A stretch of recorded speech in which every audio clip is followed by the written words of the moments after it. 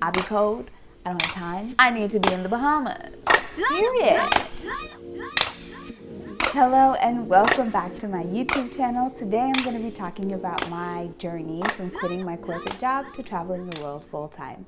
So this time last year, I put my 2 weeks in the beginning of November because I wanted to get one more paycheck just in case they told me to leave right now. Instead of working 2 weeks, they allowed me to work to the end of November, which I'm so grateful for because I needed every coin that I could get.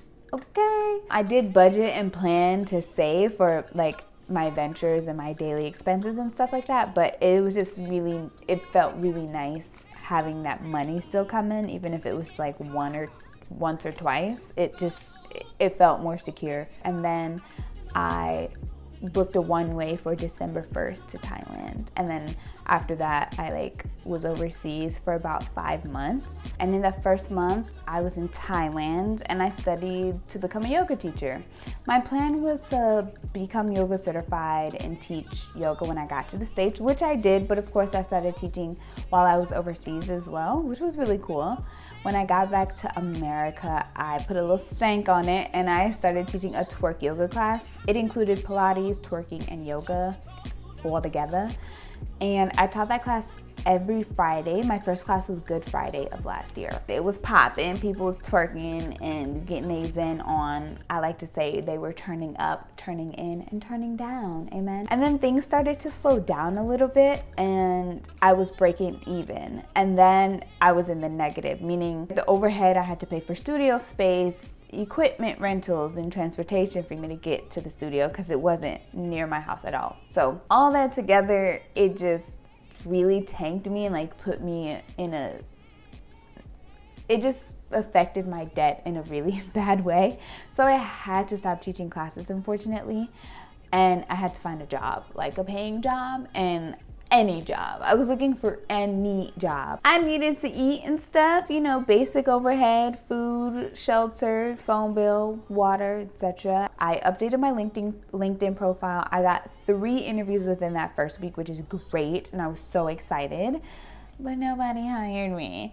And I got to the point where I was texting all my family and friends, what can I do for you?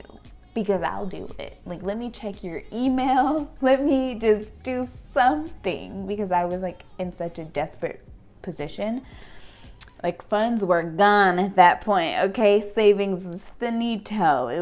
I was on E, sis, okay? After looking for a job and doing everything that I thought that I could to find work, I created my own. And so now I run my own social media marketing business where I manage and run social media pages. That has been really great. I currently have 3 clients, but I fluctuate between 6 and 9-ish. But 3 is enough. I'll be tired. I knew I wanted a job that I could do remotely, and even when I was applying for other jobs, I was still looking for remote work because I knew I wanted to travel. Again, I'll be cold. I don't have time. I need to be in the Bahamas. Period.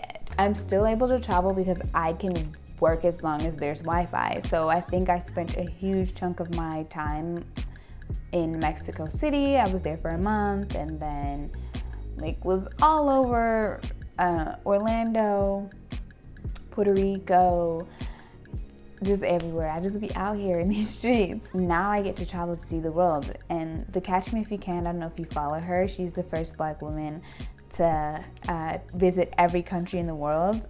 And I'm I need to be next. Okay, maybe not next, but I definitely do want to see as much of the world as possible. And I need to, in order for me to afford to do that, I need some sort of income coming in. I, was not the most poppin' travel influencer I thought I was gonna be, and I didn't get the brand deals and things like that I was expecting to from just traveling and backpacking and showing the world my experience. I really thought that I would have this huge boom and people would just be throwing money at me and come visit here, come stay at this hotel. Not only will we pay you for your stay, but we'll pay you for your review. And that just didn't roll in for me that way. Even though I've seen it happen, it just didn't happen for me that way. And so in order for me to travel and be able to afford to travel, I needed work that I could do remotely, and no one would hire me to do it. So I started doing it on my own. And it's been so great. I think the difference between yoga and social media, like they were both my own business, but one's a need-based business, and once you have a need-based business, you can become rich off of that. In this year, in this era, in this time, a lot of millennials are running the internet right now. And so every business has an Instagram page, and every Instagram page needs to be run. If you're a business owner and you know, spend money on marketing, you don't have time to do the marketing. So that's why you invest in a person like me. Things that people need are always gonna sell because people need it. It's all about just making whatever you have marketable and helping you monetize your goals.